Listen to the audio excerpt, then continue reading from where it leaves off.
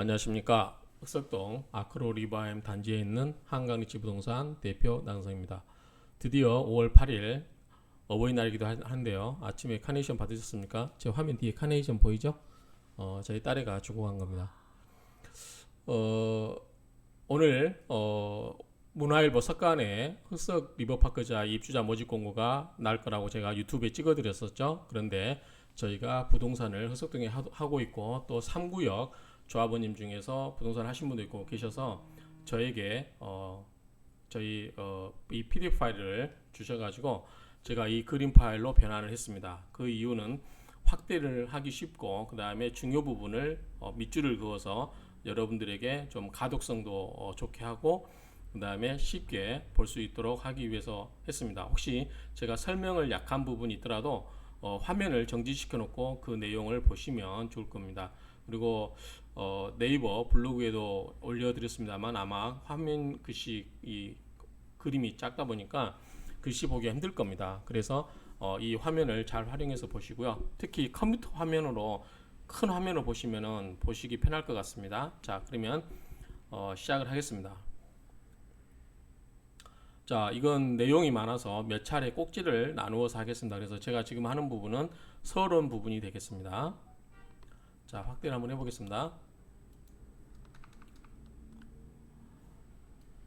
자, 흑석 리버파크자 입주자 모집 공고에서 이제 코로나19 관련해 가지고 안내사항이 있어서 견본주택을 오픈하지 않습니다. 그래서 여기 보시면 www.흑석리버자이파크.com 이렇게 하시고 사이버 견본주택으로 보시는데 그렇다고 안 볼 거냐? 그건 아니고 당첨되신 분에 한해서 입장이 가능하시다고 합니다. 그리고 식구대로 다 가서 볼 수 있는 건 아니고 또 한 분만 가능하다고 합니다.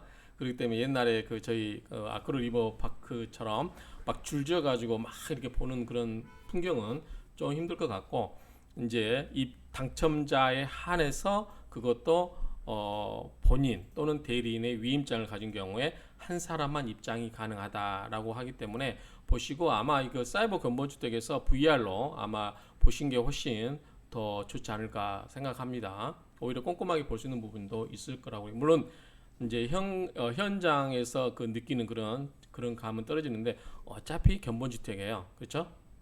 그러니까 이렇게 해도 이제 코로나19 정책 때문에 그런 거니까 이해하실 걸로 보고요. 자, 그다음에 뭐 여러 가지 이제 마스크도 안 쓰고 그다음에 온도가 37.3도가 넘은 경우는 이런 경우는 당첨된 경우에도 들어가지 못하는 경우가 있고요.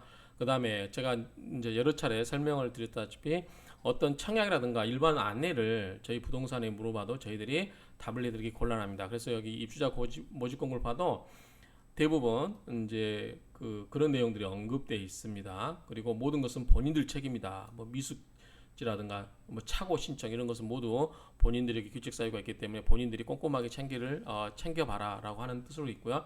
상담 전화는 1662-3578로 이렇게 전화를 하시면 되겠습니다. 그래서 보시면 되고요. 한번 쭉 이렇게 넘겨가도록 하겠습니다. 보십시오. 기네요. 이렇게 쭉 있으니까 화면을 보시면 되고요. 자, 두 번째.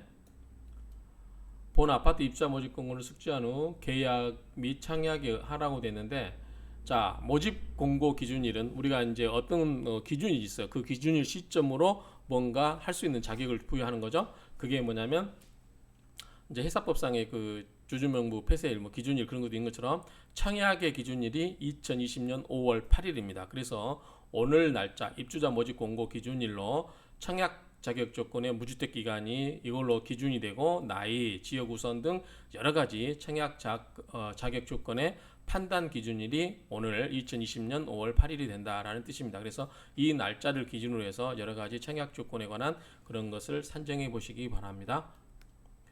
그 다음에 제가 아파트 청약을 한 번도 해본 적이 없어서 저도 좀 꼼꼼하게 읽어보려고 하는데 눈이 아픕니다. 그렇지만 핵심만 말씀해드리면 자 2주택 이상 소유하신 분은 청약 1순위 자격에서 아예 제외되어 버리네요. 그래서 2주택 갖고 계신 분은 꿈도 꾸지 마라 이렇게 이야기하는 것 같습니다.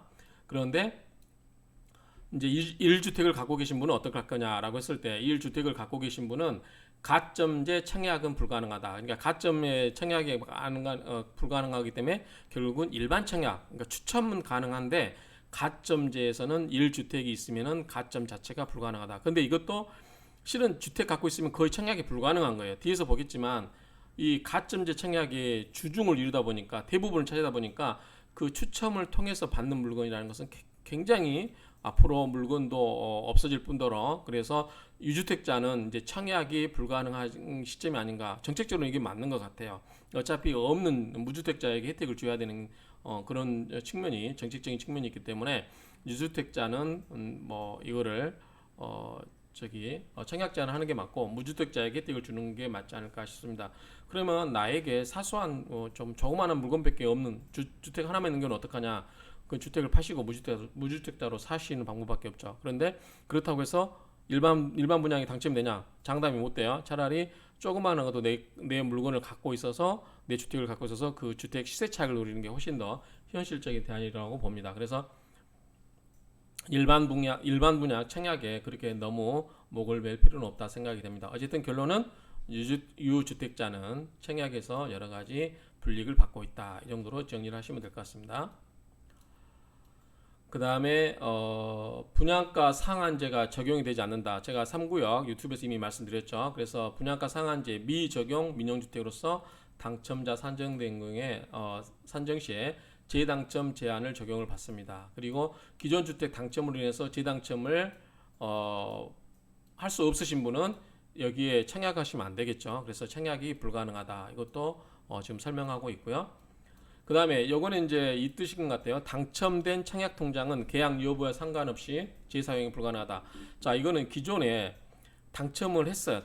신청을 해서 청약을 해서 당첨이 됐어요. 그런데 그 당첨된 그 호수가 마음에 안 들어서 계약을 안 했어요. 그런 경우에 내가 그 통장을 쓸 수 있냐? 그렇지 않다라는 뜻입니다. 그래서 내가 전에 청약 통장을 청약을 해서 당첨이 되었지만 그걸 사용하지 않았더라도 내가 그 기회를 날려버렸기 때문에 당첨되어서 당첨된 청약 통장은 다시는 쓸 수 없다라는 의미로 이해를 하시면 될 것 같습니다. 그 다음에 당첨된 주택의 그 구분인데 요거는 뭐 예컨대 투기 과열 지구에서 공급되는 주택 분양가 상한제 적용 주택은 10년간입니다.